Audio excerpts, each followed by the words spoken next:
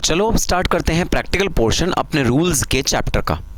Sir पहले ये बताइए कि प्रैक्टिकल थ्योरी रूल्स में ये कैसे प्रैक्टिकल कंसेप्ट्स हम इनकॉर्पोरेट करते हैं। ये तो एक ऑडिट करना है ना, ऑडिट में क्या प्रैक्टिकल कंसेप्ट्स हो सकते हैं। तो पहले समझना दोस्तों लॉजिक क्या है प्रैक्टिकल कंसेप्ट्स को इंट्रोड्यूस करने का अपने रूल्स में। तो एक तो होती है कॉस्ट ऑडिट रिपोर्ट, जो आप रिपोर्ट बनाते हो पूरी की पूरी रिपोर्ट, जहां पर आप लिखते हो कि हाँ भाई मैंने वेरीफाई किए हैं कॉस्ट अकाउंट्स फलानी फलानी कंपनी के फलाने फलाने ईयर के और ये रिकॉर्ड्स बिल्कुल सही ढंग से बने हैं, मैं इनसे संतुष्ट हूं। तो आप एक तो वो रिपोर्ट बनाते हो, तो वो है कॉस्ट ऑडिट रिपोर्ट। अब हमारी कॉस्ट ऑडिट रिपोर्ट के साथ कई सारे एनेक्जर्स लगे होते हैं। उन एनेक्जर्स में हमें कई सारी रेशोज डिस्क्लोज करनी पड़ती हैं, कुछ और इंफॉर्मेशन डिस्क्लोज करनी पड़ती है, और वो सारी रेशोज और इंफॉर्मेशन हम प्रैक्टिकल एस्पेक्ट में पढ़ते हैं। और ये सारी की सारी रेशोज और सारी की सारी जो मैथमेटिकल कंप्यूटेशंस होती हैं ये एग्जाम्स में पूछी जाती हैं। बेयर मिनिमम 15 नंबर की तो आएंगे ही आएंगी, 25 नंबर या 30 नंबर का भी इस चैप्टर में से प्रैक्टिकल क्वेश्चन कई बार पूछा गया है और रेपिटेडली पूछा गया है। तो ये वो रेशोज हैं। आप अपने अगर चैप्टर पे आएंगे पेज नंबर 2.8 पे, तो ये वो रेशोज हैं जो रेशोज कॉस्ट ऑडिट के साथ एक ऑडिटर को अटैच करना होता है एज एनेक्जर और डिस्क्लोज करना होता है अपनी कॉस्ट ऑडिट रिपोर्ट के साथ। तो पहली रेशो जो आज हम पढ़ने जा रहे हैं वो है वेस्ट मल्टीप्लायर। रेशो का नाम है वेस्ट मल्टीप्लायर। तो भाई ये क्या होता है वेस्ट मल्टीप्लायर और ये किस इंडस्ट्री में यूज होता है। सबसे पहले सुनना, ये यूज होता है टेक्सटाइल इंडस्ट्री में। तो जितने भी आपके क्लाइंट्स होंगे टेक्सटाइल इंडस्ट्री के, वो इस रेशो को निकालते होंगे जिसका नाम है वेस्ट मल्टीप्लायर। अब ध्यान से सुनना, इस रेशो का मतलब क्या होता है। ठीक है सर, तो हम अब पढ़ने जा रहे हैं वेस्ट मल्टीप्लायर।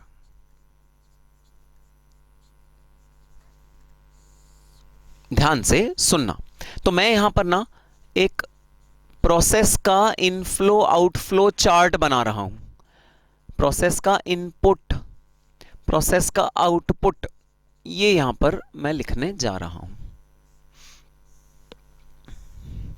तो भाई देखना जरा, ये है प्रोसेस 1, ये है प्रोसेस 2, ये है प्रोसेस 3। प्रोसेस 1 का input 100, output 80, input 80, output 60, input 60, output 40। ये है एक कंपनी का प्रोडक्शन प्रोसेस और इस प्रोसेस में 3 पार्ट्स हैं। उन 3 पार्ट्स से होके एक प्रोडक्ट बनाया जाता है और प्रोडक्ट बनाने के बाद ऐसा कुछ इनपुट आउटपुट रेशो निकल के आता है। तो अगर मैं तुम लोगों से पूछूं जरा बताना इनपुट आउटपुट रेशो क्या है इन प्रोसेसेस का, तो तुम मेरे को क्या जवाब दोगे ये बताना। इनपुट आउटपुट रेशो क्या है इन प्रोसेसेस का। सर फर्स्ट प्रोसेस का इनपुट आउटपुट रेशो है 100 डिवाइडेड बाय 80, 1.25 टाइम्स। बिल्कुल भाई, बिल्कुल सही बात। चलो अब मैं तुमसे पूछ रहा हूं भाई सेकंड वाले प्रोसेस का इनपुट आउटपुट रेशो बता दो। तो तुम मुझे कहोगे सर 80 डिवाइड बाय 60, 1.333 टाइम्स। बिल्कुल सही बात। अब मैं तुमसे पूछ रहा हूं जरा बता दो जो थर्ड प्रोसेस है उसका इनपुट आउटपुट रेशो कितना है। सर थर्ड प्रोसेस का इनपुट आउटपुट रेशो है 1.5 टाइम्स। बताओ जरा, बिल्कुल बेसिक बात जो हम इंटर में पढ़ते थे इनपुट आउटपुट रेशो की बात, एकदम बेसिक सी बात मैं पूछ रहा हूं तुमसे कि बता दो इनपुट आउटपुट रेशो क्या होती है। दोस्तों इनपुट आउटपुट रेशो होती है कि आप कितना इनपुट डालोगे एक यूनिट आउटपुट निकालने के लिए। तो पहले वाले प्रोसेस में अगर आप 1.25 किलो इनपुट डालोगे तो 1 किलो आउटपुट निकलेगा। अगर आप सेकंड वाले प्रोसेस की बात करो तो 1.333 केजीज अगर आप इनपुट डालोगे तो 1 केजी आउटपुट निकलेगा। और थर्ड प्रोसेस में अगर आप 1.5 केजी इनपुट डालोगे तो 1 केजी आउटपुट निकलेगा। This is known as the input output ratio. ये इनपुट को और आउटपुट को कंपेयर करता है एक ही प्रोसेस के और आपको बताता है कि बीच में कितना वेस्टेज होगा, वेस्टेज के बाद कितना आउटपुट बचेगा। ठीक, हाँ सर ये तो हमने बचपन से ही पढ़ा है। भाई एक चीज आपने बचपन से नहीं पढ़ी होगी, वो चीज है आउटपुट आउटपुट रेशो, ओओ रेशो। ये है आईओ रेशो और ये है ओओ रेशो, आउटपुट आउटपुट रेशो। अब देखना ये आउटपुट आउटपुट रेशो क्या होती है। भाई इस रेशो में हम लोग कंपेयर करते हैं output of one process with the ultimate output of the final process.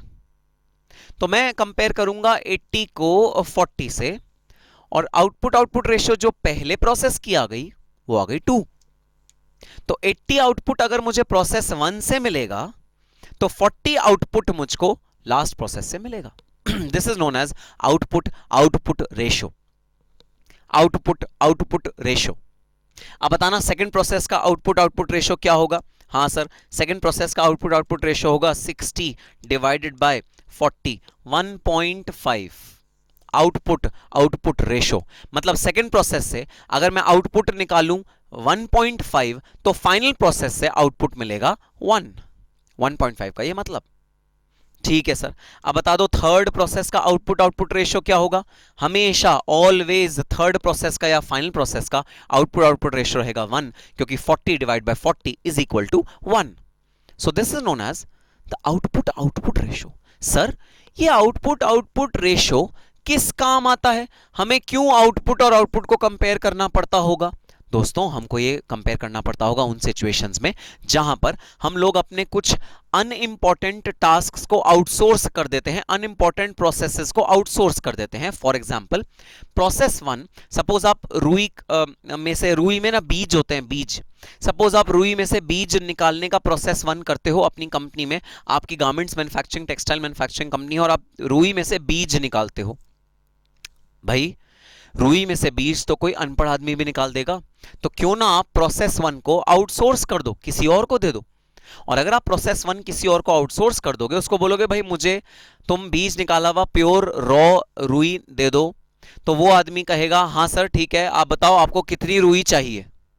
अब देखो उस सिचुएशन में ना आपके लिए आउटपुट रेलिवेंट है, आपके लिए इनपुट इररेलेवेंट है। अब वो आदमी चाहे 100 किलो डाल के 80 किलो बनाए, चाहे 200 किलो डाल के 80 किलो बनाए, आपको कोई फर्क नहीं पड़ता। आप तो उसको कहोगे मैं तुमसे 80 किलो माल खरीदूंगा बस। आपको इस आउटपुट से मतलब है, आपको इनपुट से कोई मतलब नहीं है। वो आदमी चाहे जितना भी वेस्टेज करे, आपको क्या फर्क पड़ रहा है? खर्चा उसका हो रहा है सारा का सारा। आप तो 80 रुपीज का, 80 केजीज का रुपीज बता दोगे कि भाई इतने रुपए का मैं तुमसे लूंगा और 80 किलो माल मैं तुमसे लूंगा। तो आउटपुट आउटपुट रेशियो बताती है कि आपको एक प्रोसेस में कितना आउटपुट चाहिए to have the one unit output of the final process. इसको कहते हैं हम आउटपुट आउटपुट रेशियो। तो पहले यूनिट से जितना आउटपुट निकलेगा आप उसको कंपेयर करोगे लास्ट यूनिट के आउटपुट से, और आप बता दोगे उस आदमी को कि भाई मुझे तो 40 किलो का फाइनल आउटपुट चाहिए होता है, तो तुम मुझे अगर 80 किलो का आउटपुट बना के दोगे तब मेरा 40 किलो का फाइनल आउटपुट बनेगा। This is known as the output output ratio. और इसी रेशियो का दूसरा नाम दोस्तों होता है the waste multiplier. Waste multiplier. तो ये बड़ा कॉमन फीचर है टेक्सटाइल इंडस्ट्री का। वो ना कुछ प्रोसेसेस को आउटसोर्स कर देते हैं। अब जब वो कुछ प्रोसेसेस को आउटसोर्स करते हैं तो उस आउटसोर्स के प्रोसेस में उनको इनपुट आउटपुट रेशियो से मतलब नहीं रह जाता। उन्हें कोई फर्क नहीं पड़ता कि इनपुट इसमें क्या आएगा, उनको तो बस ये है कि मुझे 80 केजीज का आउटपुट चाहिए। तो वो आउटपुट आउटपुट रेशियो निकालते हैं और अपना रिक्वायरमेंट बता देते हैं वेंडर को कि भाई मुझे 80 केजीज का तुम आउटपुट दे दो और मेरे लिए सफिशिएंट है बस। उसके बाद वो अपने 80 केजीज से 40 केजीज एंड के प्रोसेस तक बना लेते हैं पूरा का पूरा output. This ratio is definitely useful for other industries as well, लेकिन टेक्सटाइल इंडस्ट्री में इसका स्पेशल महत्व होता है। तो this is known as the waste multiplier. Sir ये तो बड़ा इजी रहा, आउटपुट लो फाइनल आउटपुट से डिवाइड कर दो, आउटपुट लो फाइनल आउटपुट से डिवाइड कर दो। लेकिन भाई प्रॉब्लम ये है कि आपका इंस्टीट्यूट फाइनल लेवल पे इतना इजी तो कोई कंसेप्ट देगा नहीं। वो डेफिनेटली कंसेप्ट को थोड़ा सा तो तोड़ेगा मरोड़ेगा और उसे टेढ़ा मेढ़ा करेगा। तो एग्जाम में जो वेस्ट मल्टीप्लायर के क्वेश्चंस आते हैं वो इतने सिंपल नहीं आते, उनमें होता है एक कैच। अब सुनना क्या कैच होता है वेस्ट मल्टीप्लायर के क्वेश्चंस में। ठीक है sir,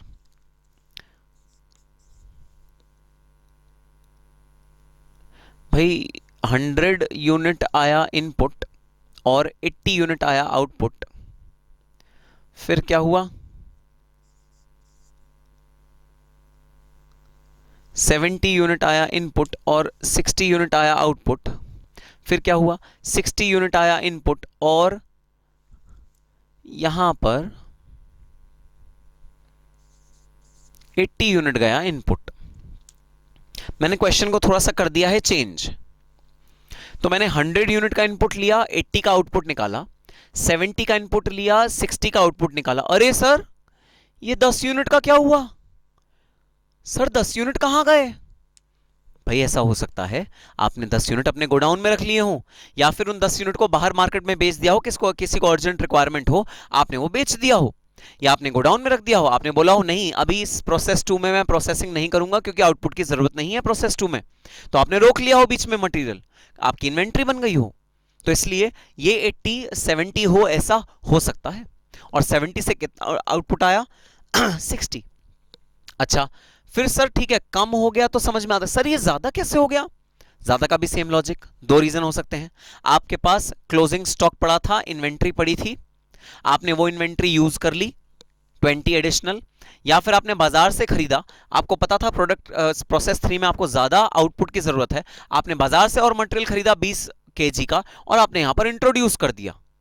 so there is a disparity between the inputs and outputs of the subsequent processes.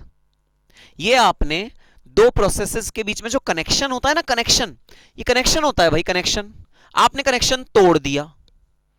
जैसे ही आपने कनेक्शन तोड़ा वैसे ही मेरे दिमाग में एक सवाल अराइज हुआ। सवाल देखना क्या?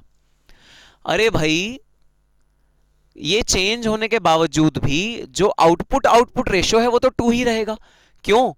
80 डिवाइड बाय 40 इज 2 और यहां 1.5 रहेगा, बिकॉज 60 डिवाइड बाय 40 इज 1.5। ये तो चेंज नहीं होगा, ये भी चेंज नहीं होगा, ये भी चेंज नहीं होगा। अब सवाल ये उठता है, is this and this correct और इनकरेक्ट? क्या आप अभी भी ये बोल सकते हो कि अगर मुझे फर्स्ट प्रोसेस से 2 यूनिट्स का आउटपुट मिले तो मुझे लास्ट प्रोसेस से 1 यूनिट का आउटपुट मिल जाएगा? क्या आप अभी भी ये बोल सकते हो? क्या ये लिंकिंग, क्या ये रिलेशनशिप आप अभी भी एस्टैब्लिश कर सकते हो? आंसर है नो। आप अभी ये रिलेशनशिप आउटपुट आउटपुट रेशियो में एस्टैब्लिश नहीं कर सकते। क्यों सर, क्यों नहीं कर सकते?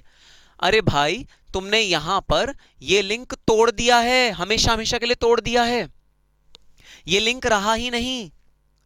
80 आउटपुट अगर फर्स्ट यूनिट का बचा तो 40 नहीं मिलेगा आउटपुट लास्ट यूनिट का, क्योंकि बीच में छेड़खानी करी है तुमने इनपुट आउटपुट का यहां केजीज बदला, यूनिट्स बदला, और यहां इनपुट आउटपुट का केजी बदल दिया। तो अगर 80 आउटपुट फर्स्ट प्रोसेस का हुआ, नहीं मिलेगा 40 आउटपुट लास्ट प्रोसेस का, क्योंकि बीच में तुमने किया है एडल्टरेशन, कुछ घपला किया है। तो अब 80 और 40 में जो तुम रिलेशनशिप निकाल रहे थे वो रिलेशनशिप टूट गया है। अगर वो रिलेशनशिप टूट गया है तो सर अब हम आउटपुट आउटपुट रेशियो कैसे निकालें? तो दोस्तों अगर एग्जाम में एग्जामिनर मुझको रिलेशनशिप वाला डेटा दे दे तो भंगड़ा पाना और दिल में एकदम खुश हो जाना, ठीक है, कि रिलेशनशिप वाला डेटा दिया है। आउटपुट आउटपुट रेशियो बड़ी सिंपल निकल के आएगी, output of first process divide by output of last process, output of second process divide by output of last process, simple output output ratio. लेकिन जहां पर भी ये लिंक तोड़ा, जहां पर भी ये लिंक तोड़ा दो प्रोसेसेस के बीच में, वहां आउटपुट आउटपुट रेशियो इतना इजीली कंप्यूट नहीं हो सकती। एग्जाम में मोस्टली जो क्वेश्चंस आते हैं वो वाले क्वेश्चंस आते हैं जहां पर ये आउटपुट और इनपुट का लिंक आपने एग्जामिनर ने तोड़ा हुआ होता है, आपने ये लिंक नहीं एस्टैब्लिश किया हुआ होता। तब उस सिचुएशन में सर ये रिलेशनशिप कैसे आएगा, आप इन दोनों को लिंक कैसे करोगे 80 और 40 को? ये है सबसे बड़ा सवाल जो हम अब अगले क्वेश्चन में सॉल्व करने जा रहे हैं। आओ प्रैक्टिकल क्वेश्चन सीधा स्टार्ट करते हैं। प्रैक्टिकल क्वेश्चन से पहले जरा डेफिनेशन पढ़ लेते हैं। Waste multiplier, the process wise cost per kg of output is being worked out for the textile industry. Then these costs are aggregated to arrive at the total yarn cost. As there are wastes at each process, the final aggregation of process to arrive at the finished yarn has to take into account all such process wise wastages. This is done by using a factor known as the waste multiplier. Accordingly, waste multiplier is that quantity of output from any process which will be needed to get 1 unit of final output. मैं दोबारा पढ़ रहा हूँ, सबसे important line underline करी हुई है। Accordingly, waste multiplier is that quantity of output from any process which will be needed to get 1 unit of final output. तो कितना आउटपुट हम ईच प्रोसेस से लें ताकि हमारा 1 यूनिट फाइनल आउटपुट का आए, this is known as the waste multiplier. ठीक है सर, बात समझ में आ गई वेस्ट मल्टीप्लायर की। आओ हम क्वेश्चन स्टार्ट करते हैं। Illustration number 1।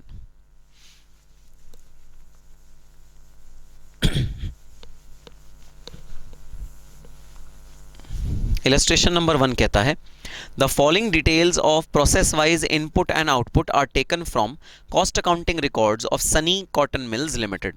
तो एक कंपनी है सनी कॉटन मिल्स लिमिटेड, इसके आपको कुछ रिकॉर्ड्स दिए हुए हैं। अयान मैन्युफैक्चरिंग कंपनी 31 मार्च 2013 के रिकॉर्ड्स दिए हुए हैं। प्रोसेस दिया हुआ है blow room, carding, draw frames, roving, ring frames, reeling and winding. Input और आउटपुट दिया हुआ है, कॉटन कितना प्रोसेस हुआ, लैब्स कितने प्रोड्यूस हुए, लैब्स कितना प्रोड्यूस हुआ, सिल्वर्स कितने प्रोड्यूस हुए, सिल्वर कितना प्रोसेस हुआ, सिल्वर कितना ड्रॉ हुआ। इनपुट आउटपुट हर एक प्रोसेस का आपको दिया हुआ है।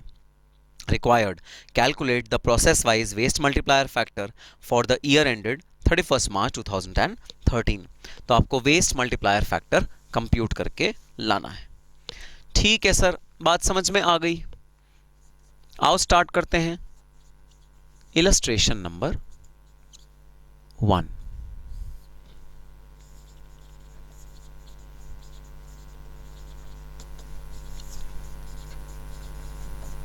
Computation of waste multiplier factor of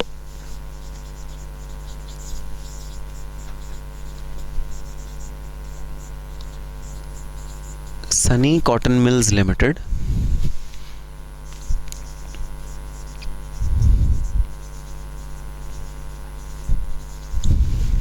for the year ended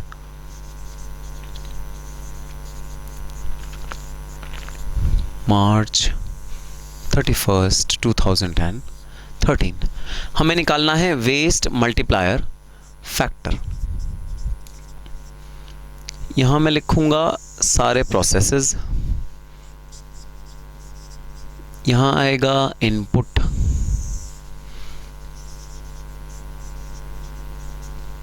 यहां आएगा आउटपुट। ठीक है, हर एक प्रोसेस का सारा डेटा जो क्वेश्चन में दिया हुआ है मैं वो यहां प्लॉट करूंगा।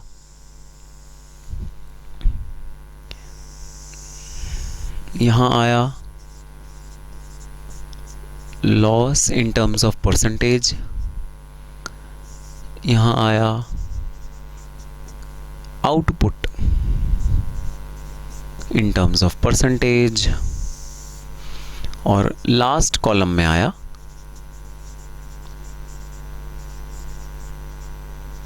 Waste multiplier. ठीक है भाई, तो ये हमने सारा डिटेल इस कॉलम में अब हम भरेंगे। हम इस टेबल में डिटेल्स भरना शुरू करते हैं, फिर मैं आपको सिखाऊंगा कि वेस्ट मल्टीप्लायर कैसे कैलकुलेट करते हैं। तो आओ एक एक करके जो डिटेल्स क्वेश्चन में दी हुई हैं उनको फिल करना स्टार्ट करते हैं। सबसे पहला है ब्लो रूम। ब्लो रूम में इनपुट है और इनपुट जो है वो केजी की टर्म्स में है। ठीक है, अच्छा एक और लाइन छोड़ देना भाई, हम ना कुछ फॉर्मूले लिखेंगे, उस फॉर्मूले के लिए एक लाइन छोड़ देना।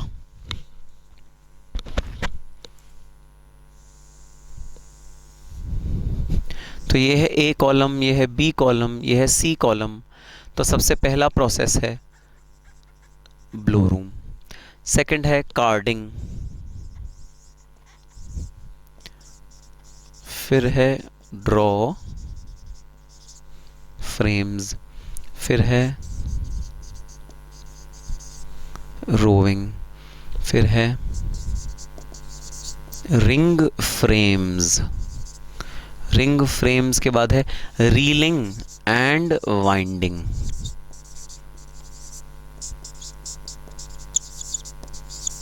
Railing and winding. तो भाई ये प्रोसेसेस हैं जिसके थ्रू गुजर कर मेरा जो टेक्सटाइल का फाइनल आउटपुट है वो बनता है। ये सारे प्रोसेसेस हैं जो मैंने प्लॉट कर दिए। अब मेरा काम ये कि मैं इनके इनपुट्स और आउटपुट्स दोनों प्लॉट करूंगा। ठीक है सर, इनपुट भी केजी में, आउटपुट भी केजी में। ठीक है सर, तो ब्लो रूम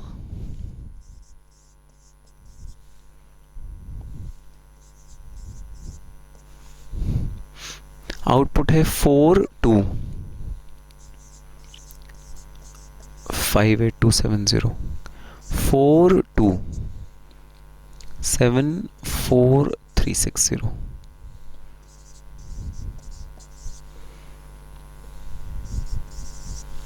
ये सेकेंड प्रोसेस। थर्ड प्रोसेस 3948240 और 3901800 3874120 और 3831500।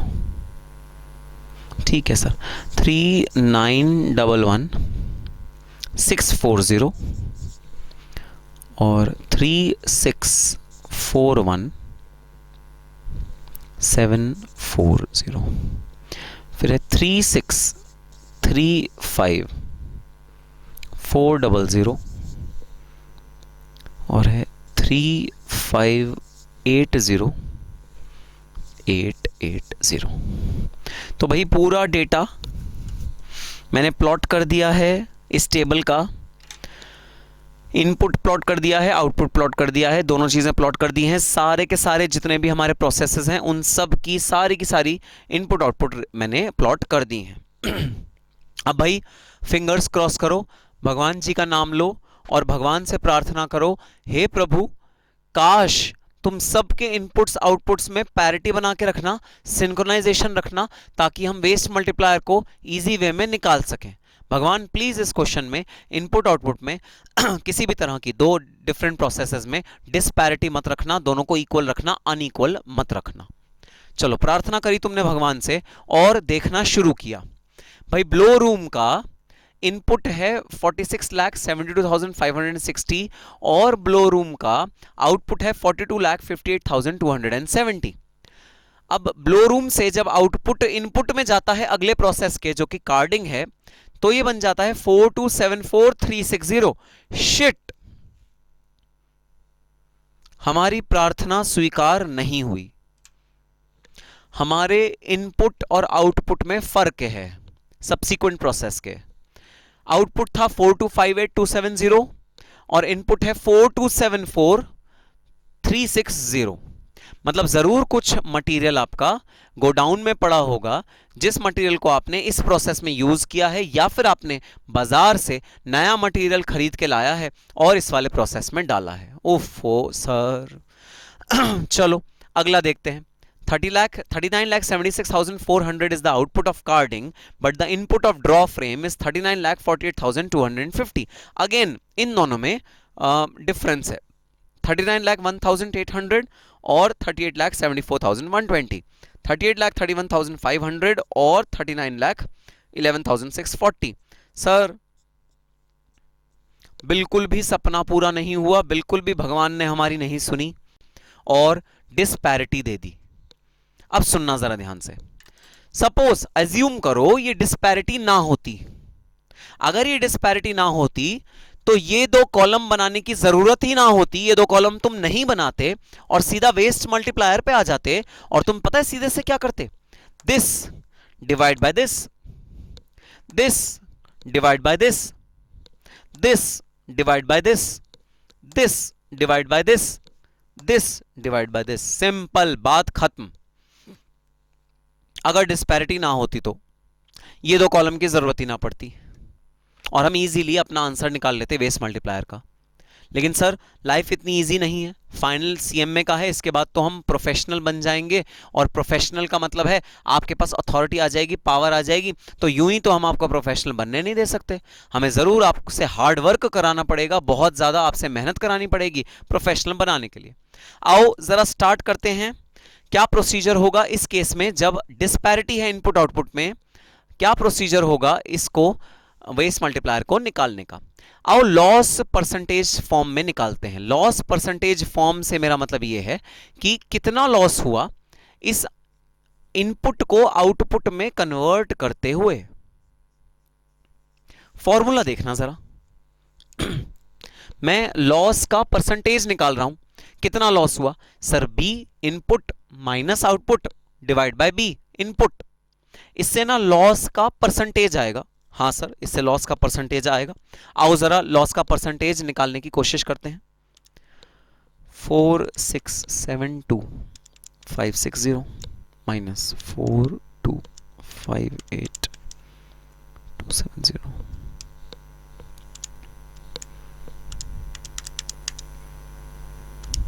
सर सबसे पहला परसेंटेज आ गया 8.87, लॉस का परसेंटेज निकाला है।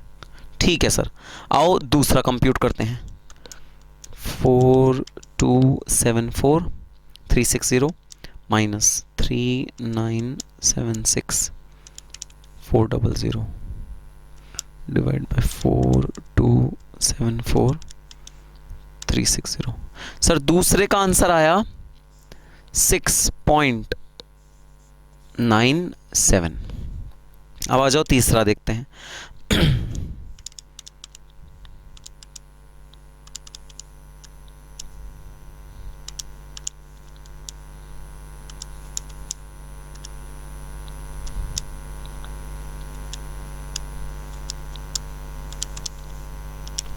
सर तीसरे का आंसर आया 1.18।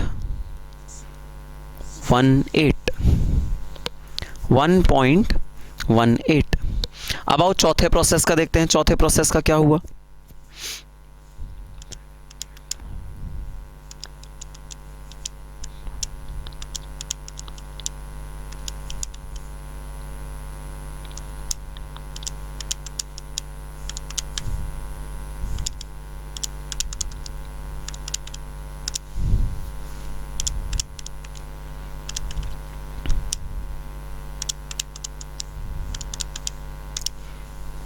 सर चौथे प्रोसेस का आया 1.10। अब देखते हैं फिफ्थ प्रोसेस का क्या आया।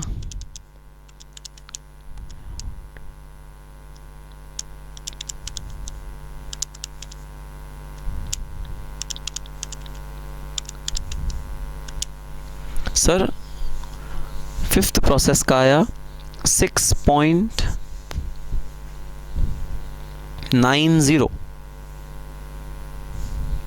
और लास्ट का एक बार कैलकुलेट करते हैं भाई।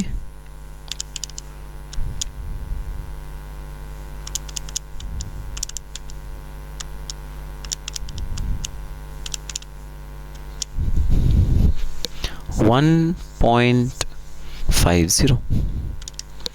तो ये आ गए लॉस परसेंटेजेस। सर आप ये क्यों निकाल रहे हैं? अरे भाई अभी समझाता हूँ क्यों निकाल रहे हैं। पहले बताओ कंप्यूटेशन समझ में आई क्या? हमने कंप्यूट किया कि लॉस के परसेंटेजेस क्या रहेंगे हर एक प्रोसेस में। तो भाई पहले प्रोसेस में जो लॉस का परसेंटेज रहेगा वो रहेगा 8.87%, दूसरे में रहेगा 6.97%, इसमें रहेगा 1.18%, इसमें रहेगा 1.10%, इसमें रहेगा 6.90%, इसमें रहेगा 1.50%। ये वेस्ट का परसेंटेज है जो हर एक प्रोसेस में आपका इनपुट के कंपैरिजन में वेस्टेज होगा ही होगा। ये वो वेस्ट की परसेंटेज है। हाँ सर, ये वेस्ट की परसेंटेज है। अब आगे बढ़ने से पहले मेरे एक सवाल का जवाब दे दो। बड़ा सिंपल सा मेरा सवाल है। मेरा सवाल ये है, will this percentage change with a change in input? So सवाल ये है, अगर ये 4672560 की जगह 5682436 होता, कुछ भी रैंडम कुछ और नंबर होता, तो ये परसेंटेज सेम रहता या चेंज हो जाता? ये परसेंटेज सेम रहता या चेंज हो जाता? सर सेम रहता। क्यों? क्योंकि लॉस परसेंटेज कभी भी चेंज नहीं होता। सर वो जो रिवाइज नंबर होता ना, उसके अकॉर्डिंग आउटपुट का अमाउंट चेंज हो जाता, लेकिन ये परसेंटेज हमेशा कांस्टेंट रहता है।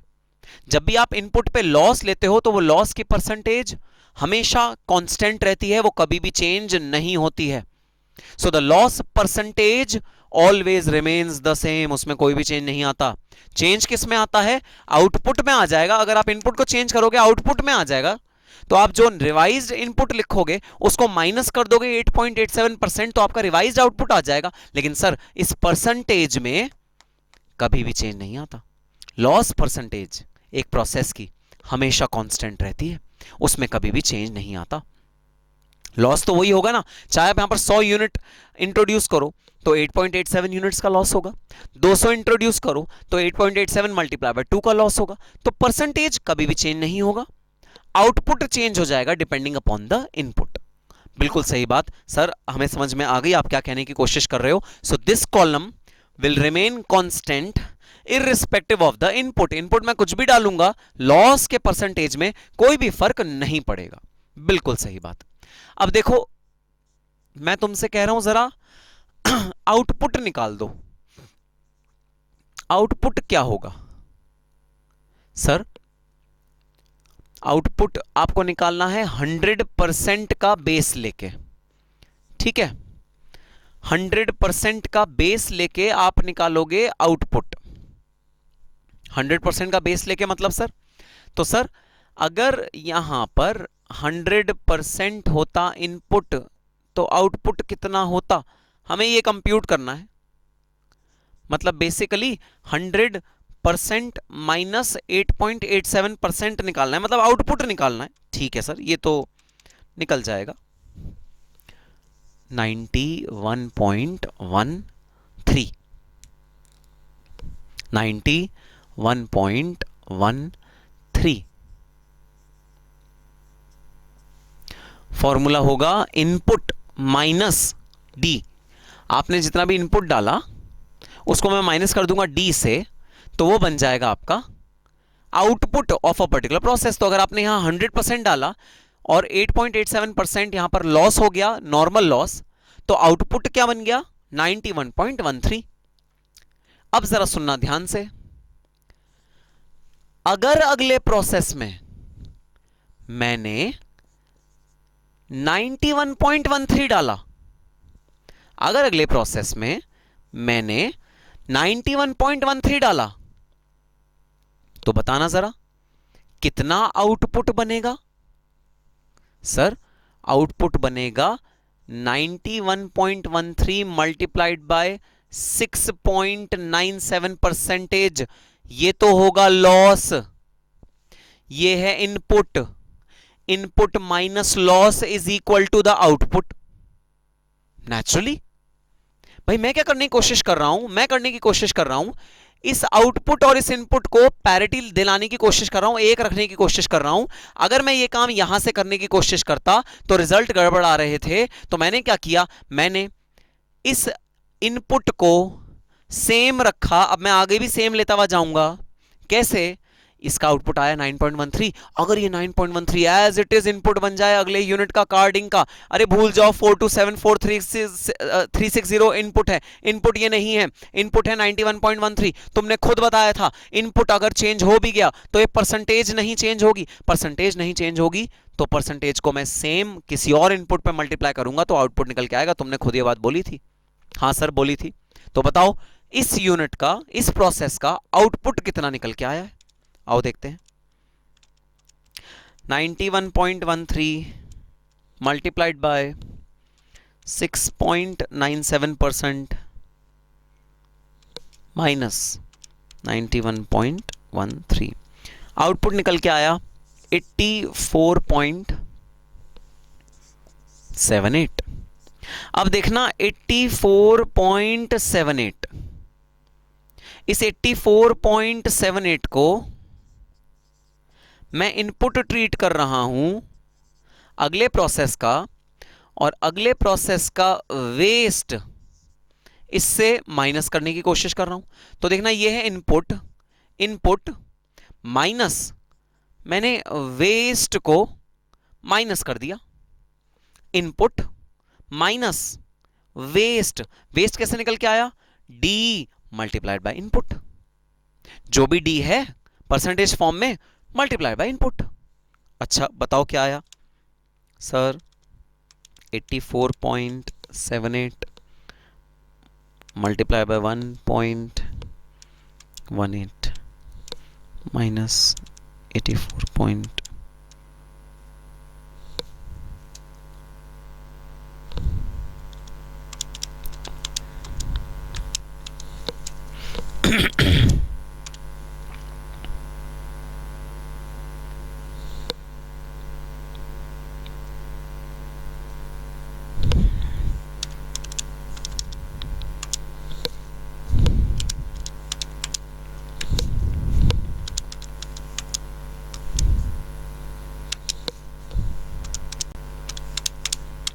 सर थर्ड का आंसर आ गया 83.78। देखना ज़रा, थर्ड का आंसर आ गया 83.78। अब देखना फोर्थ प्रोसेस का क्या आएगा आंसर। तो भाई फोर्थ प्रोसेस में मैंने थर्ड प्रोसेस का आउटपुट रख दिया एज इनपुट, और उसके अंदर क्या चीज़ माइनस करी, उसके अंदर माइनस करी waste percentage. Waste percentage minus करा। आओ देखते हैं क्या आंसर आएगा। 83.78 मल्टीप्लाइड बाय 1.1% माइनस 83.78, आंसर आया 82.86। अब भाई अगेन ये 82.86 मैंने इनपुट रखा, और 82.86 multiplied by loss percentage, 82.86 multiplied by 6.90% minus 82.86, 77.14 77.14 आ गया output of the fifth process. अब लास्ट बचा है सिक्स्थ प्रोसेस। आओ सिक्स्थ प्रोसेस का भी आउटपुट कंप्यूट करके देखते हैं। भाई सिक्स्थ प्रोसेस में 77.14 माइनस 77.14 मल्टीप्लाइड बाय 1.50 परसेंटेज का साइन जरूर लगाना हर एक पार्ट पे। ठीक है सर, 77.14 मल्टीप्लाइड बाय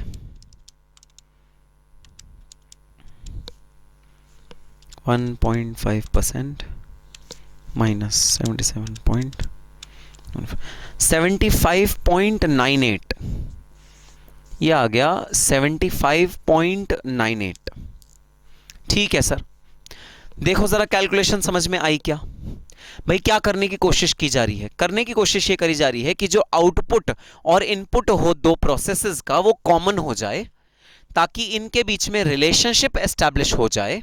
और हमने वो रिलेशनशिप एस्टैब्लिश कर दिया कैसे, हम भूल गए इस इनपुट आउटपुट को, इस पूरे इनपुट आउटपुट को भूल गए।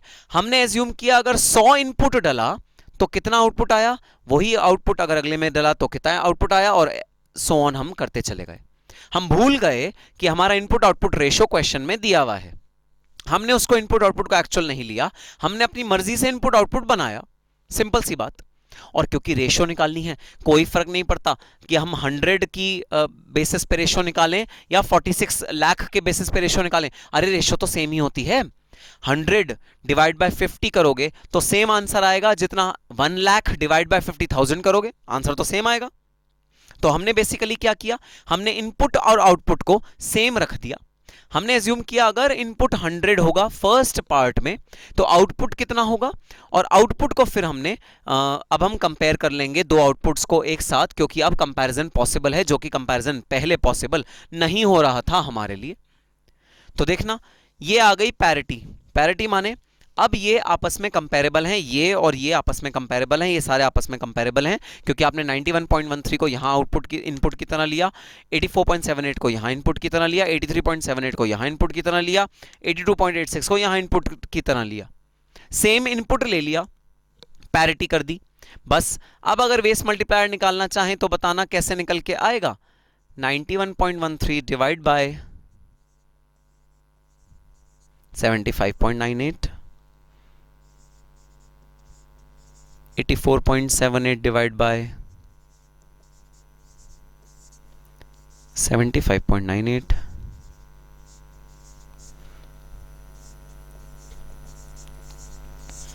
83.78,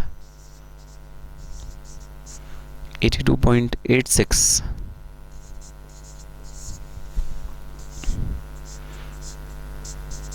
77.14 और 75.98 डिवाइड बाय 75.98। देखो एक बार पैरिटी कर ली ना सारे प्रोसेसेस में, तो अब वेस्ट मल्टीप्लायर हम इजीली कंप्यूट कर सकते हैं।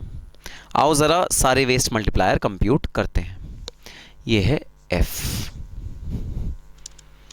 91.13 75.98, ये आ गया 1.2 84.78 डिवाइड बाय, ये आ गया 1.12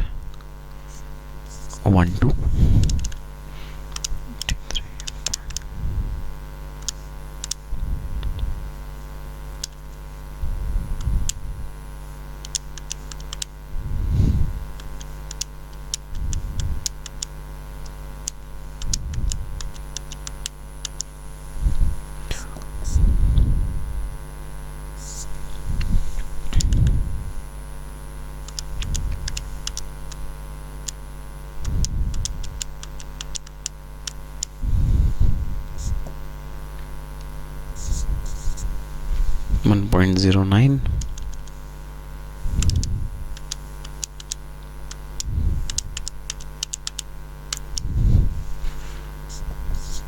1.01 और लास्ट में 1।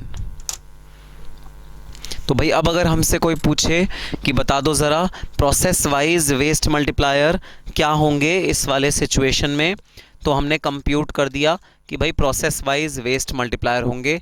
प्रोसेस 1 का है 1.2, प्रोसेस 2 का है 1.12, प्रोसेस 3 1.1, प्रोसेस 4 1.9, प्रोसेस 5 1.01, प्रोसेस 6 1।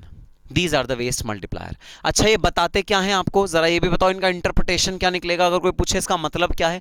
भाई मतलब ये है अगर आपको 1 यूनिट का फाइनल आउटपुट चाहिए फाइनल प्रोसेस में से, तो आपको 1.2 यूनिट बनाना पड़ेगा फर्स्ट प्रोसेस में से। अगर आपको 1 यूनिट का फाइनल आउटपुट चाहिए फाइनल प्रोसेस में से, तो आपको 1.12 आउटपुट बनाना पड़ेगा सेकंड प्रोसेस में से। अगर आपको 1 यूनिट चाहिए फाइनल आउटपुट, तो आपको 1.10 आउटपुट बनाना पड़ेगा थर्ड प्रोसेस में। ये निकल के आया इंटरप्रिटेशन ऑफ वेस्ट मल्टीप्लायर। अब जरा एक कंक्लूजन और लिख दो बस। कंक्लूजन है hence the process wise waste multiplier of Sunny Cotton Mills Limited is computed as, भाई सारे प्रोसेसेस लिखना और सारे वेस्ट मल्टीप्लायर लिखना एक 2 कॉलम्स में, और एक बार इस फॉर्मूले को भी थोड़ा सा अमेंड करना, D multiply by input, E is equal to input minus D multiplied by input। तो चलो ब्रीफ में पूरा का पूरा क्वेश्चन एक बार फिर समझते हैं, और फिर तुम अपने रजिस्टर पे नोट करके प्रैक्टिस क्वेश्चंस में जो रिवीजन क्वेश्चंस हैं वो जरूर ट्राई करना, आराम से हो जाएंगे। तो भाई क्वेश्चन ने हमें निकालने के लिए दिया वेस्ट मल्टीप्लायर। वेस्ट मल्टीप्लायर का मतलब आउटपुट रेशियो। आउटपुट रेशियो का मतलब हम लोग एक प्रोसेस के आउटपुट से कितना हम प्रोड्यूस करें कि हमारा फाइनल आउटपुट 1 बने, हमें ये निकालना होता है। अनफॉर्चुनेटली क्वेश्चन ने हमें आउटपुट और इनपुट ऑफ सब्सिक्वेंट प्रोसेस में डिस्पैरिटी दी, इक्वल नहीं दिया। आउटपुट और इनपुट ऑफ सब्सिक्वेंट प्रोसेस में डिस्पैरिटी दी, इक्वल नहीं दिया। इस वजह से हम सीधा आउटपुट को फाइनल आउटपुट से डिवाइड नहीं कर पाए, हम इसके बीच में रिलेशनशिप एस्टैब्लिश नहीं कर पाए। इसके बीच में रिलेशनशिप एस्टैब्लिश करने के लिए हमें सबसे पहले निकालनी पड़ी लॉस परसेंटेज। लॉस परसेंटेज का मतलब कितना परसेंटेज लॉस इनपुट के ऊपर हुआ है इस वाले प्रोसेस में, कितना परसेंटेज लॉस इनपुट के ऊपर हुआ है इस वाले प्रोसेस में। अब अगर ये इनपुट के ऊपर प्रोसेस लॉस इतना है जो कि कांस्टेंट रहेगा, अगर मैं इनपुट को कांस्टेंट कर दूं, इनपुट को मैं चेंज ना करूं, जैसे कि इधर चेंज हो रहा था मैं इधर चेंज ना करूं, तो रिलेशनशिप वापस रिस्टोर हो जाएगा मेरे सारे के सारे आउटपुट में। रिलेशनशिप रिस्टोर करने के लिए मैंने क्या किया, 100 यूनिट का इनपुट लिया। अगर 100 इनपुट डलता है तो आउटपुट कितना आएगा फर्स्ट प्रोसेस का, 91.13। अगर यही आउटपुट अगले प्रोसेस का इनपुट बनता है तो आउटपुट कितना आएगा, 84.78। अगर यही आउटपुट अगले प्रोसेस का इनपुट बनता है तो आउटपुट कितना आएगा, 83.78। ये करके मैंने एक चेन बना दी और रिलेशनशिप जो टूट गया था रॉ डेटा में उसे वापस एस्टैब्लिश कर दिया। मैंने जैसे ही वो रॉ डेटा का लिंक एस्टैब्लिश किया, वैसे ही मेरे सारे के सारे आउटपुट एक टेबल में आ गए, एक सिंक्रोनाइजेशन में आ गए, एक रिलेशनशिप के साथ आ गए। बस मैंने क्या किया, मैंने उसको डिवाइड कर दिया आउटपुट और आउटपुट को to compute my waste multiplier और आउटपुट आउटपुट रेशो। तो ये क्वेश्चन है, अधिकतर रिपीट होता है, सेकंड थर्ड अटेम्प्ट में आता ही आता है और 4 मार्क्स 6 मार्क्स तक का ये क्वेश्चन आएगा आपके एग्जामिनेशन में। ठीक है, तो ये था आपका सबसे पहला रेशो और सबसे इंपॉर्टेंट रेशो, वेस्ट मल्टीप्लायर।